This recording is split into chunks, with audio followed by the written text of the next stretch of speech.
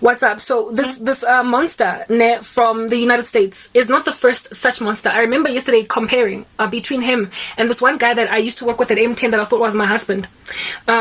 That ended up also literally investing in lots of psychotic witchcraft against me so I would die, because he went and married another woman, passed me up, and regretted it later and decided that I needed to die. And he kept on sending me death curse after death curse, also belonging to a secret society. This dude from the US actually is quite petty. He doesn't belong to a body of wicked men. This dude actually belongs to some kind of a society that's dark, right? The one from MTN. Utwele. Yeah, type setup thing. Okay, righto. But I fell in love with a guy that ended up at Twele.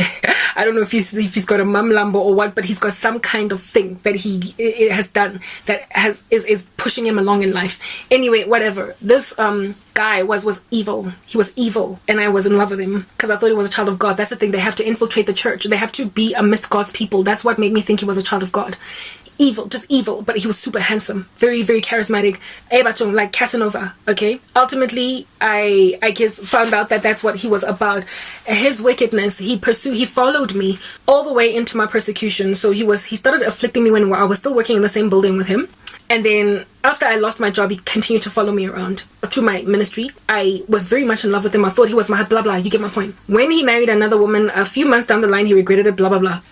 Realized that he made a mistake with me and decided that I should die. After getting to that realization, yes, guys, you know, these guys that have got that join secret societies that belong to masonry or whatever, however many of them there might be. It's one here in South Africa. It might even be a no-name society, but it nonetheless is a coven of some sort. They have shrines in their own houses. They don't need to consult Isangoma. They don't need to go to a spiritist. They just do a spell right there on the scene, right? Most of the people that practice sorcery that have hit me with it have been consultants. They've gone to an Anyanga or whatever to help them. There's only a handful. One is my cousin, this dude, the American guy, and this now guy, right? Literally three. I can even count them on my one hand that do it personally in their own capacity. In their own houses, they've got a dark room where they go and they do strange stuff. Everybody else that has done this to me has needed some other help, and that's why they have not been so frequently afflicting of me, because it takes time out of them to get in their cars, drive there, and also money.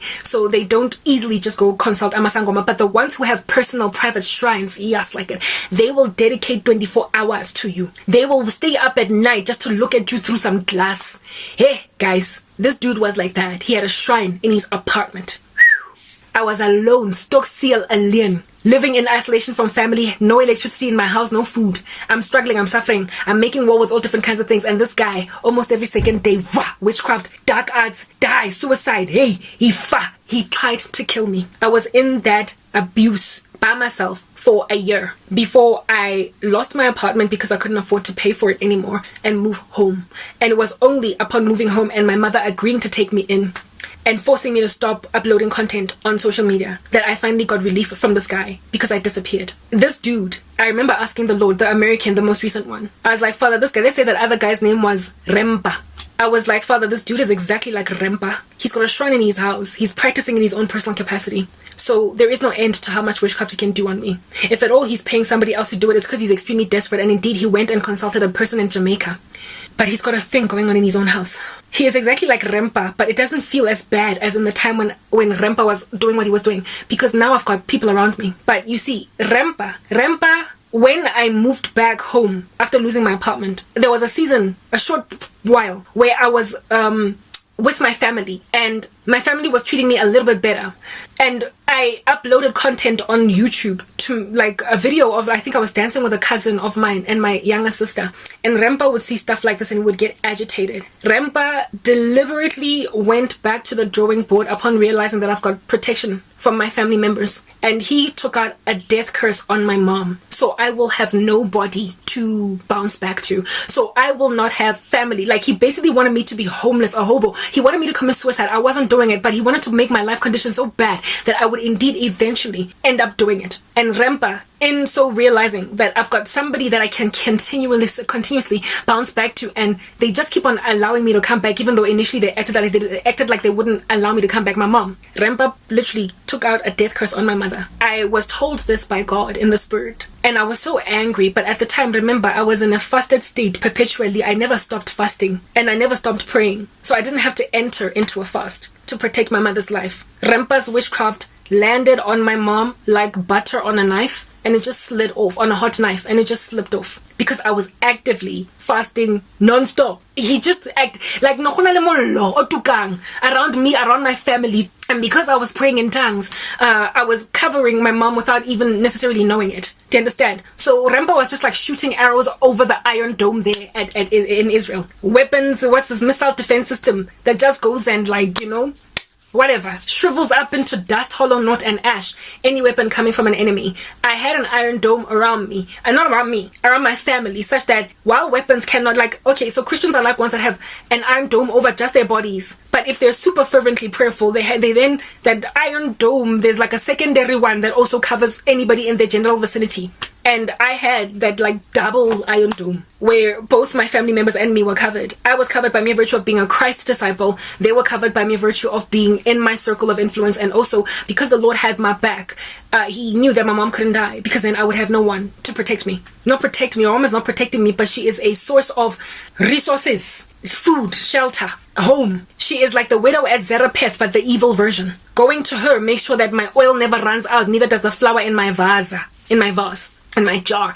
Do you understand what I'm saying? Yeah, so at that stage, I was in that fervency of prayer and non-stop. And so this dude that tried to kill me when I was in my apartment, he had just been really super frustrated. But the thing about these guys that have shrines in their own houses, they don't run out of money to do these rituals because they do them in their own personal capacity. They just go to the store and buy an onion. They go to the store and buy, you know, ginger root. We busy out here making ginger beer, you know, drinking stone ginger mara. He's using it for some satanic herbalist stuff. Just in his grocery list of items are occult paraphernalia and occult herbs that he uses. It's not expensive, so he just keeps going back to the drawing board because he is his own practicing, like, a physician.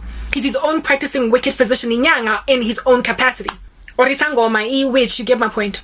Yeah, no, this dude, Wangzama failed with me and was like, I need to find a way to fix this. And he tried to kill my mom, and it was at that stage when he tried to kill my mom, because these entities that come at my mother and my family work on these people, but not on me. My mother got super aggressive. She got super, oh guys, yo, abuse. And in that abuse decided that, hey, you better stop uploading on YouTube, or you will have no home. That was her manifestation of that witchcraft. And lo and behold, by stopping to upload, I basically protected my family. I disappeared off the scene. This guy couldn't see me anymore. And I disappeared for years. For the initial months when I was gone off my social media, not months, weeks, he was still kind of busy with me. But then when it became like a whole year, 2 years, he was like, I Suga, she's dead. I don't know. God showed me a dream once upon a time with him looking into some kind of a thing, like some pot or whatever, to see if I'm still alive, because he thought I finally capitulated to suicide, because I abruptly stopped on my ministry. Next part.